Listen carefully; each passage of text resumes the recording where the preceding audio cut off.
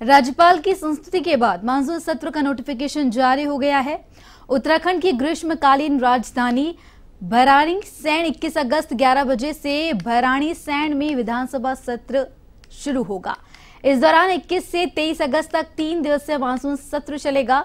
Monsoon सत्र को लेकर विधानसभा और सचिवालय प्रशासन तैयारियों में जुट गया है।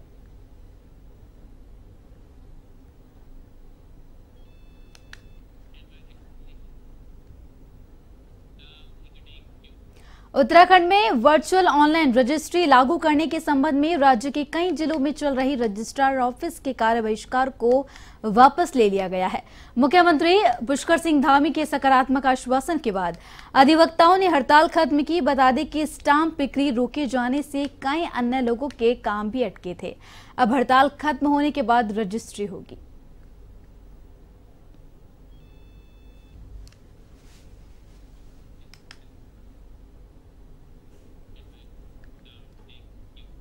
मसूरी में महिला कांग्रेस अध्यक्ष जसबीर कौर के नेतृत्व में महिला कार्यकर्ताओं ने तीज का पर्व धूमधाम से मनाया। मसूरी के निजी होटल में आयोजित तीज का कार्यक्रम में महिलाओं ने धूमधाम से तीज का पर्व मनाया। इस अवसर पर महिलाओं ने सांस्कृतिक कार्यक्रम का भी आयोजन किया। महिलाओं ने तीज के महत्व पर विस्तार से चर्चा की और कहा कि हर धर्म और क्षेत्र में तीज मनाने का तरीका भले ही अलग हो, लेकिन इसका उद्देश्य समान है।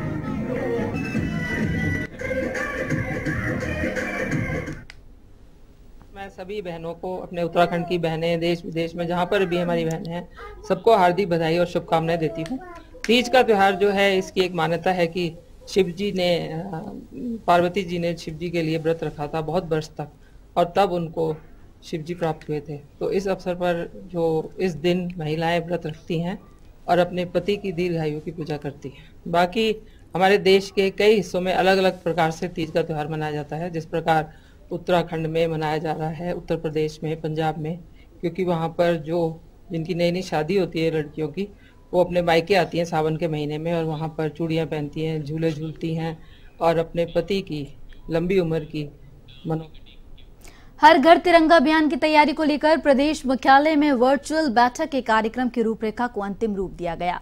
प्रदेश मीडिया प्रभारी मनवीर सिंह चौहान ने कहा कि देश की अखंडता और देशभक्ति की भावना को अधिक ताकत देने के उद्देश्य से प्रधानमंत्री नरेंद्र मोदी ने यह कार्यक्रम देशवासियों को दिया है। इस संबंध में सभी जिलों से 3-3 लोगों को संयोजक और सह संयोजक की जिम्मेदारी दी गई है, जिसमें आगे मंडल स्तर तक इस अभियान के लिए टोलियों का गठन किया जाना है। तिरंगा यात्रा का आयोजन 13, 14, 15 अगस्त को राज्य के सभी प्रतिष्ठानों पर तिरंगा फहराया जाएगा।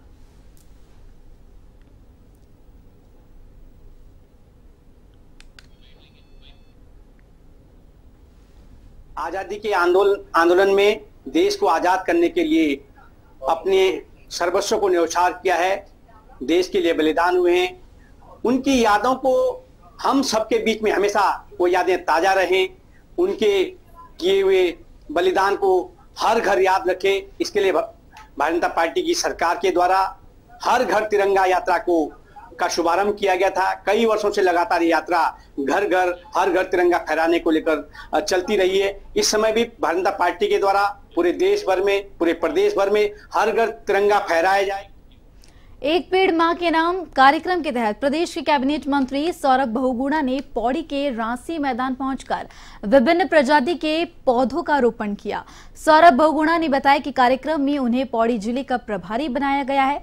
पौड़ी पहुंचकर उन्होंने अपने दादा हेमवती नंदन बहुगुणा की मूर्ति पर माला अर्पण भी किया, जिसके बाद रांसी मैदान में वन विभाग के कर्मचारियों, अधिकारी और भाजपा से जुड़े कार्यकर्ताओं के साथ एक पेड़ मां के नाम का पौधा लगाया।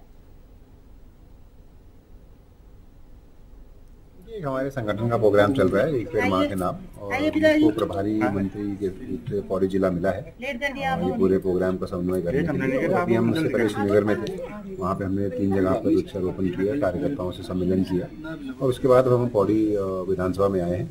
यहाँ पर भी वृक्षारोपण करके अभी मैंने अपने स्वर्गीय दादाजी हेमवती नंदन बहुगुणा जी की मूर्ति को माल्यार्पण करके हम यहीं आए हैं और एक अच्छा प्रोग्राम है। तो दादाजी का आशीर्वाद भी लिया कि वृक्षारोपण जो है वो करना बहुत ज़रूरी है। आने वाली हमारी पीढ़ी को हम क्या देंगे, वो आज से अगर हम तैयारी नहीं करेंगे तो आने वाली रुड़की एआरटीओ कार्यालय में अधिकारियों से मारपीट और धक्का मुक्की का मामला सामने आया। मामले में पुलिस ने 14 किसानों के खिलाफ मुकदमा दर्ज किया है।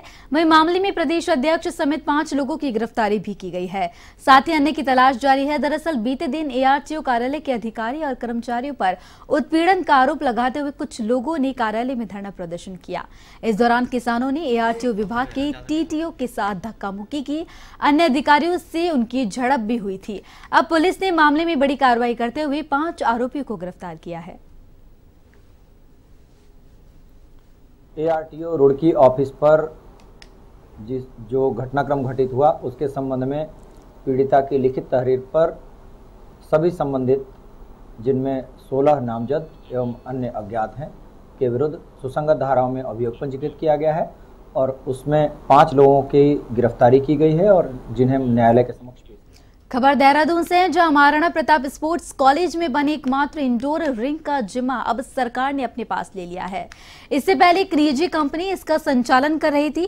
13 साल से बदहाल पड़े साउथ ईस्टर्न एशिया के एकमात्र आइस स्केटिंग रिंग के खुलने की उम्मीद जगी और इस खेल विभाग के सकारात्मक कदम के रूप में देखा जा रहा है। आपको बता दें कि 2011 में south eastern Asian winter games के लिए 80 करोड़ की लागत से इस आइस स्केटिंग रिंग को बनाया गया था।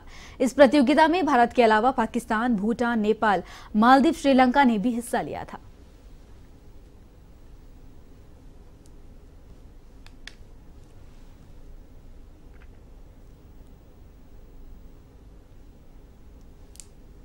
की आइस स्केटिंग रिंग सहित राजीव गांधी अंतर्राष्ट्रीय क्रिकेट स्टेडियम जो था वो आईएलएफएस के पास हमने लीज पे दिया हुआ था 30 साल के लिए। उसके बाद फिर वो कंपनी उसको चला नहीं पाई, फिर कोविड आया, बैंकरप्ट हो गई, एनसीएलटी में गई, एनसीएलटी से डिसीजन हुआ। अभी हमने उसको, राज्य सरकार ने अभी उसको हमने टेक ओवर किया करीब 2-2.5 महीने पहले। तो उसके बाद, चूँकि आपकी बात बिल्कुल सही है कि उसके बाद उसमें कोई भी इवेंट हो नहीं पाया, उसके मेंटेनेंस भी उन लोगों ने नहीं की, बहुत सारी चीज़ें खराब रही। वहाँ पे जो एग्जिस्टिंग मशीनरीज वगैरह हैं उन सबको ठीक करा के उसको हमारा शुरू करने का प्रयास है और अगर आप अभी जाएंगे तो वहाँ पे काम तेजी से चल रहा है। समय पर निकाय चुनाव न कराने के मामले में अब हाईकोर्ट की अगली सुनवाई 13 अगस्त को होगी। मुख्य न्यायाधीश ऋतु बहारी न्यायमूर्ति राकेश थपलियाल की खंडपीठ के समक्ष सुनवाई हुई। जसपुर निवासी मोहम्मद अनवर के हाईकोर्ट में याचिका दायर कर कहा था कि नगर पालिकाओं और नगर निकायों का कार्यकाल दिसंबर में समाप्त हो गया, लेकिन कार्यकाल समाप्त हुए 8 माह बीत गए, फिर भी सरकार ने चुनाव कराने का कार्यक्रम घोषित नहीं किया। प्रशासन नियुक्त होने से आमजन को कई दिक्कतों का सामना करना पड़ रहा है। इस पर कोर्ट ने 13 अगस्त को सुनवाई की तारीख तय की है।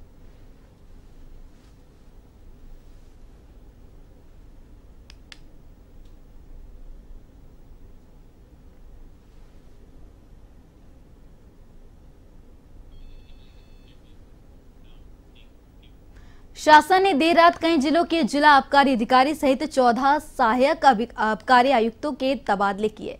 इनमें कैलाश चंद्र बिंजौला को देहरादून का नया जिला आबकारी अधिकारी बनाया गया। आबकारी सचिव एल फेनई ने आदेश जारी करते हुए बताया कि राजीव चौहान को उत्तरकाशी जिले में तैनाती दी गई है।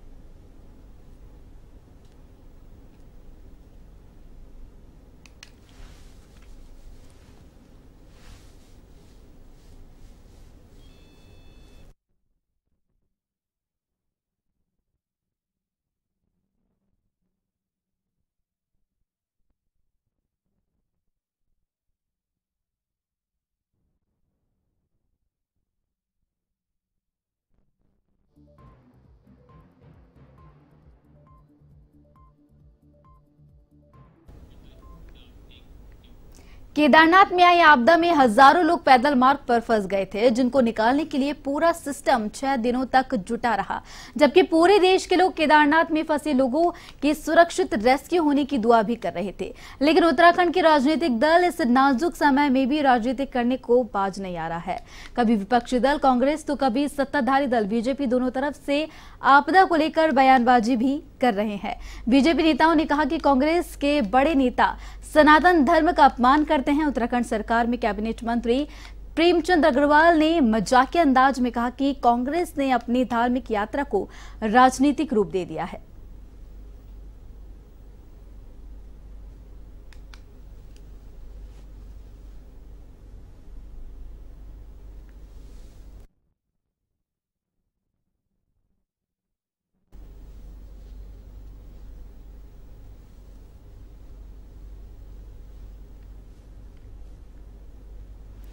राजा बहन का राज है और वो केदारनाथ को छोटा, खुद को बड़ा दिखाता है। भगवान राम को उंगली पकड़ के अयोध्या ले जाता हुआ दिखता है। वो खुद को कहता है कि मैं नॉन बायोलॉजिकल हूँ और मैं प्रकट हुआ हूँ।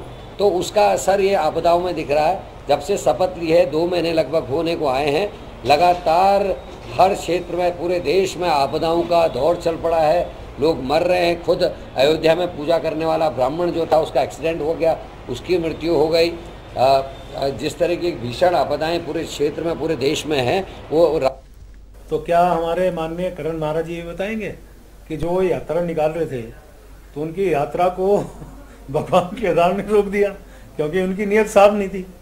और उन्होंने जिस प्रकार से केदार यात्रा का राजनीतिकरण किया, और आप देखिए जिस प्रकार से जो लोग सनातन विरोधी, जो लोग भगवान श्री राम के विरोधी, आज उनको सनातन की, भगवान केदार की याद आई, तो भगवान केदार ने उनकी उस यात्रा को अवरुद्ध कर दिया, क्योंकि भगवान केदार के दरबार में वही जा सकते हैं जिसको भगवान केदार बुलाएंगे।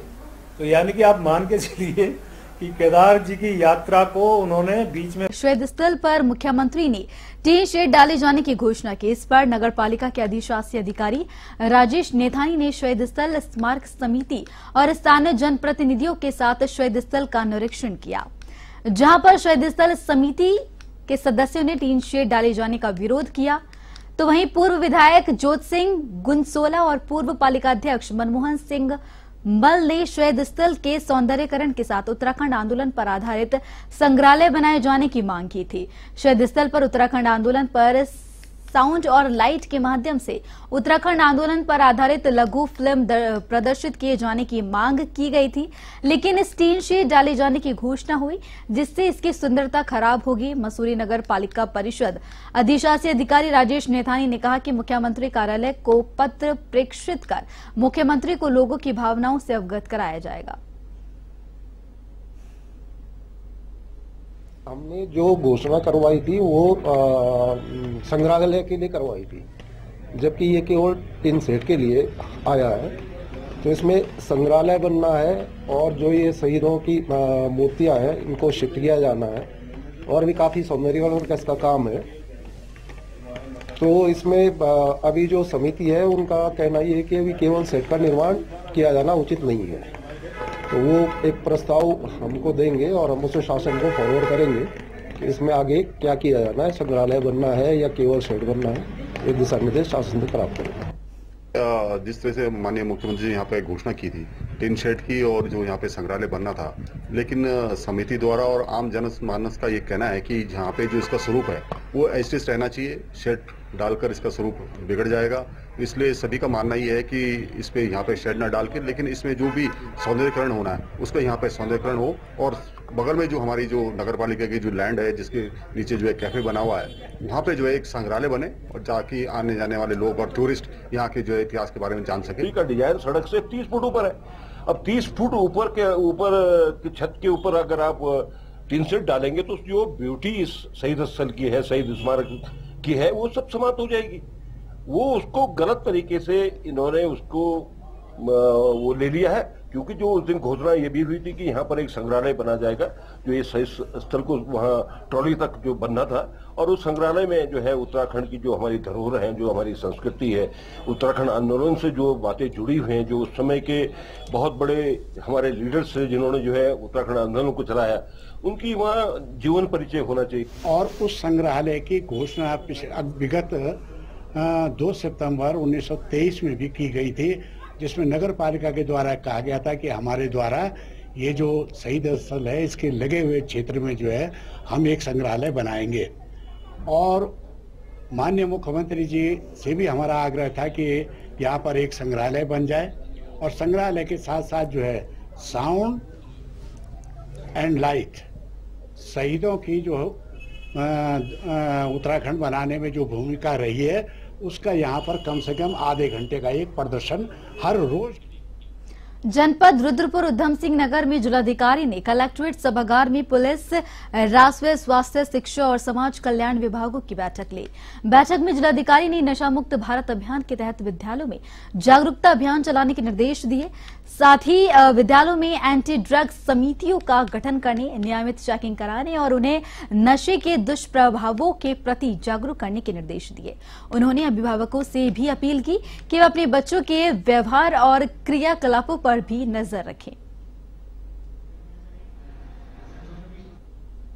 आज जवाहरलाल नेहरू जिला चिकित्सालय रुद्रपुर के जिला की जो प्रबंध कार्यकारिणी है उसकी एक बैठक आयोजित की गई। समय समय पर ऐसी बैठकें होती रहती हैं और उन बैठकों में तमाम चीज़ें जो शुल्क आदि से पैसा आता है उसी से तमाम व्यवस्थाओं को करने के लिए और कोई आवश्यक चीज़ें हैं शासन से मांग के लिए तो सारे बिंदुओं पर बैठक की जाती है, जिससे कि चिकित्सा जो व्यवस्था है वो सुदृढ़ बनी रहे और अगर कहीं कोई कमी है तो उनके लिए निराकरण के क्या उपाय किए जाएं उस पर भी बैठक होती है। 18 प्रस्ताव थे तमाम चीज़ों में, चिकित्सा उपकरण को लेने के लिए, कार्मिकों की से संबंधित प्रस्ताव थे। इसके अलावा कुछ आवंटन दुकानों के थे, उनके जो भी प्रस्ताव थे। और दिल्ली के कोचिंग सेंटर में छात्राओं की मौत के बाद अग्निशमन अधिकारी ने शहर के कोचिंग सेंटरों का सर्वे करना शुरू कर दिया है। जिला अग्निशमन अधिकारी सुरेश चंद्र रवि ने सहस्त्रधारा रोड पर 2 कोचिंग सेंटरों का निरीक्षण किया। इसमें कोचिंग सेंटर में बेसमेंट और अग्निशमन यंत्र प्राप्त मात्रा में पाए गए, जबकि दूसरे में बेसमेंट में होटल और ऊपर कोचिंग सेंटर चलने की बात सामने आई है। जानकारी के मुताबिक होटल संचालक ने आपातकालीन स्थिति में बाहर निकलने वाला रास्ता बंद कर दिया है। कोचिंग सेंटर की ओर से इसकी शिकायत एसएसपी को की गई थी। अभी कल मौसम ज्यादा खराब था, ज्यादा तो मैं नहीं कर पाया, 3 या 4 मैंने किए हैं। बाकी आज मेरा प्लान है कि मैं मैक्सिमम कोचिंग सेंटर में जाऊं और उनको सलाह दूं कैसे बचाव करना है किसी अग्नि दुर्घटना से या पानी भरने से या भूकंप आने से। जितनी भी आपदाएं हैं, अगर कहीं बिल्डिंग में हमारी कोचिंग सेंटर चल रहे हैं और बिल्डिंग हमारी बहुत कमजोर है तो भूकंप में बिल्डिंग भी गिर सकती है। फायर डिपार्टमेंट जो है खाली आग ही नहीं देखता, जितने भी डिजास्टर हैं सब पे कार्रवाई